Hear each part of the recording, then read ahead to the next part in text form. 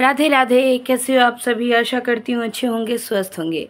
तो सबसे पहले लाला के दर्शन कर लीजिए। और परसों छठी है, तो छठी की भी आप सबको बहुत बहुत शुभकामनाएं। छठी के ऊपर वीडियो ऑलरेडी मेरे चैनल पे आ गई है। कब है छठी, कैसे बनाए छठी, छठी पे किन किन नियमों का पालन करें, XYZ जो भी छठी से रिलेटेड आपको जो भी जानकारी चाहिए वो आपको मेरे चैनल पर मिल जाएगी। तो आज इस वीडियो में हम लोग बात करने वाले हैं हरतालिका तीज के बारे में। जी हाँ, हरतालिका तीज। सबसे पहले जान लेते हैं हरतालिका का अर्थ क्या होता है। तो हरतालिका को जैसे कि दो भागों में अगर बांटे तो हरत और आलिका। हरत का मतलब होता है हरण और आलिका का मतलब होता है सखी। तो सखी का हरण, हरितालिका का पूरा अर्थ हुआ सखी का हरण करके जो व्रत किया जाता है उसे ही हरितालिका व्रत कहा जाता है। तो कहा जाता है कि जो पार्वती माता हैं वो बचपन से ही भगवान शिव को अपने पति रूप में मतलब उनको अपना वरण करना चाहती थी, बहुत किशोरावस्था से ही। लेकिन उनके जो पिताजी थे वो इस बात से के लिए तैयार नहीं थे। तो ऐसी स्थिति में उनकी जो सखियां थीं उन्होंने उसे भगाकर एक गुफा के अंदर ले गई और उस गुफा के अंदर माता पार्वती ने निर्जला व्रत रखकर भगवान शिव को प्रसन्न किया। और इस व्रत से प्रसन्न होकर भगवान शिव ने माता पार्वती को वरण किया। तो तभी से ये जो तृतीया की तिथि होती है, ये जो तृतीया का तीज होता है, इसे ही हरितालिका तीज कहा जाता है। तो होप ये छोटी सी जानकारी आप लोगों को समझ आई होगी। तो अब जानते हैं कि हरितालिका तीज कब है। हरितालिका तीज जो है वो इस वर्ष 6 सितंबर 2024 दिन शुक्रवार वाले दिन है। तो जो मुहूर्त है उस मुहूर्त को भी आप लोग अवश्य जानेंगे, क्योंकि तृतीया तिथि का आरंभ कब हो रहा है। तो तृतीया तिथि का जो आरंभ हो रहा है वो 5 सितंबर वाले दिन से ही तृतीया तिथि लग जा रही है। और 5 सितंबर को दोपहर में 12:21 से ही तृतीया तिथि का प्रारंभ हो जा रहा है। और चूँकि हम लोग जो भी व्रत बनाते हैं वो व्रत हम लोग सूर्योदय की तिथि के अनुसार बनाते हैं। तो जो तृतीया तिथि का जो समापन हो रहा है वो अगले दिन अर्थात 6 सितंबर को 3:01 पे तृतीया तिथि का समापन हो रहा है।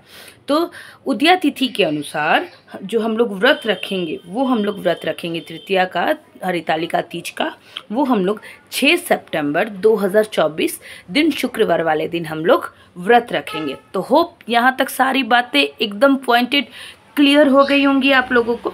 फिर भी कोई डाउट हो तो आप मुझे मैसेज करके ज़रूर पूछिएगा और मैं पूरी कोशिश करूँगी आप लोगों की जो भी क्वेरी है उसको सॉल्व करने की।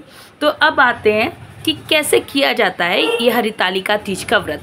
ऐसे तो जो भी माताएं और बहनें ये व्रत को रेगुलर करते आ रही हैं उनसे तो कोई भी तरीके का विधि छुपा नहीं है, लेकिन फिर भी होता है ना कि एक बार सुन लेते हैं तो क्या है, सारी चीज़ें एक बार रिज्यूम हो जाती हैं और हम लोग एकदम स्टेप बाय स्टेप वैसे ही आगे बढ़ते जाते हैं।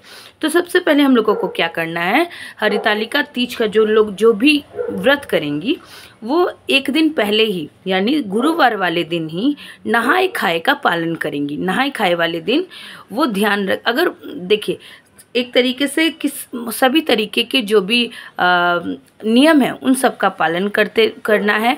नहाए खाए का नियम मानना है। लहसुन प्याज अगर इस दिन नहीं खाएं तो अति उत्तम होगा। और साथ ही जो व्रत होता है, जो हम लोगों का तीज का व्रत होता है, उसके ठीक पहले मतलब सूर्योदय के पहले ही 3-3:30 बजे आप सरगी भी ले सकते हैं। तो इस तरीके से आपको अगले दिन यानी 6 तारीख का सूर्योदय हुआ और आपका व्रत का जो दिन है वो स्टार्ट हो गया।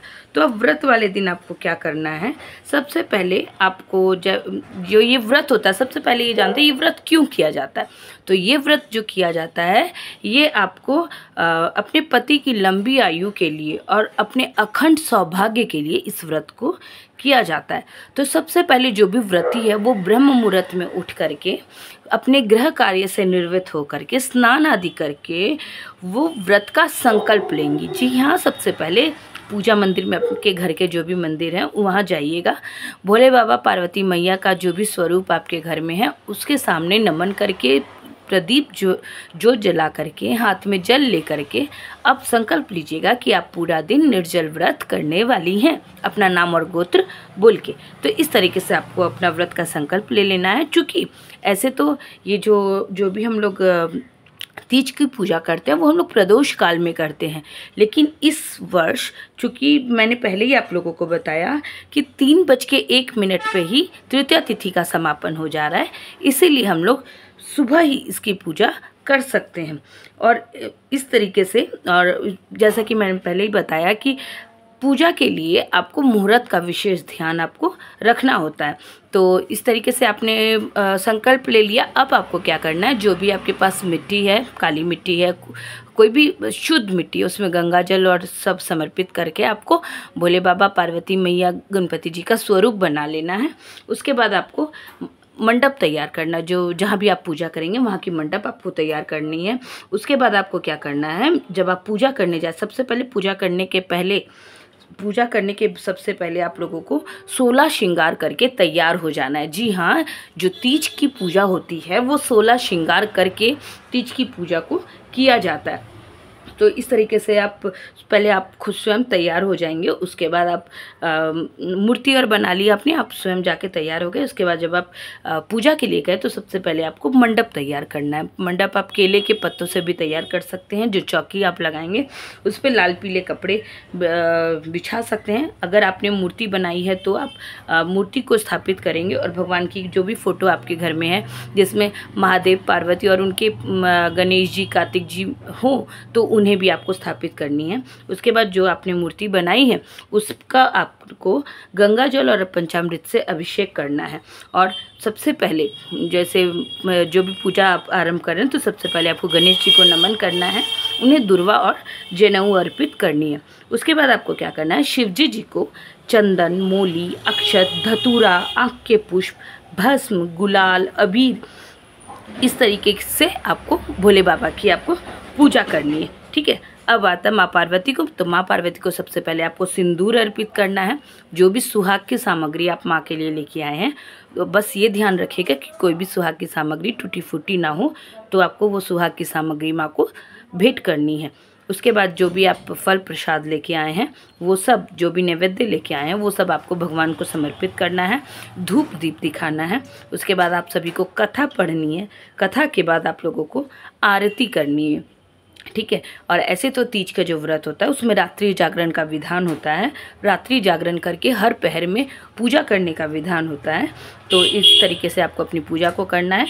जब अंतिम पहर की पूजा हो जाए तब आपको क्या करना है, माता रानी से जो सिंदूर आपने माता को चढ़ाया उससे माँ को से सिंदूर मांगना है और उससे अपनी मांग को भरना है।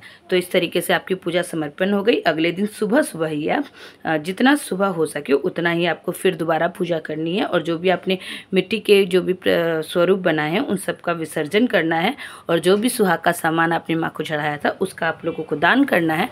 और इसके बाद ही आप लोगों को व्रत का पारण करना है।